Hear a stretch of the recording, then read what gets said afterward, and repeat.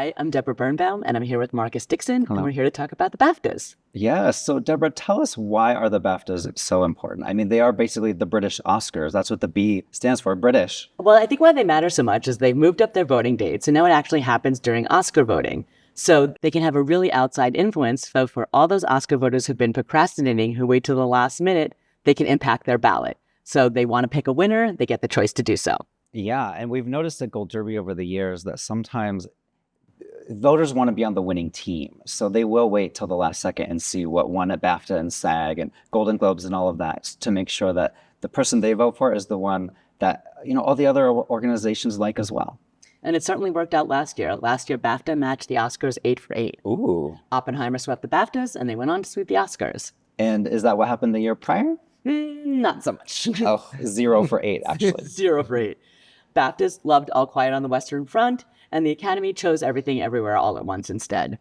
I loved both of those movies. I mean, Both solid choices. It just makes our job as prognosticators a little bit harder to predict the Oscars when all the other organizations go their own way. Definitely. And so BAFTA has been playing with their voting structure. They've moved the date around, and they've definitely played with their voting membership as well. They had their own hashtag, So White Controversy. And in 2001, the BAFTA Awards moved forward to get ahead of the Oscars. That's why they do matter more than ever, especially with the added international voters and diverse voters. There's now 13,000 total members of BAFTA. Exactly. So to deal with this, they expanded their membership. They have a lot more members, and they added a few more steps to their voting process to make it a little bit more complicated for us to predict, but make sure that people were weighing in so that they got a different result with their nominees and their winners. So yeah, now there's a 3-step process. There's long lists, then there are short lists, which is the nominations, and then there are the winners. So tell us about the long lists. So the long list are 10 names, and the juries pick 3 of those. This is a way to ensure that there's a little bit more quality control.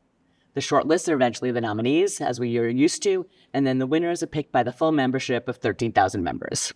Right. And the directors is a little bit different. So this is where there's gender parity. They want to make sure that on the long list there are equal numbers of men and women, but you can vote for whoever you want to. So the nominations may not be, equally divided like that.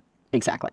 And then ultimately for Best Film and Best Picture, it works just like performance. There's a long list, there's the nominees, and all members vote for the eventual winner. Mm-hmm. So what do we think this means for this year's BAFTAs? Well, look, I think overall we've seen a lot more international films enter the race. We've seen it this year. We've seen it last year. So I think the international voting body has gotten more involved at the Academy level, certainly at the British level. So we'll see what happens. What do you think? Cheerio. It's going to be good, whatever happens.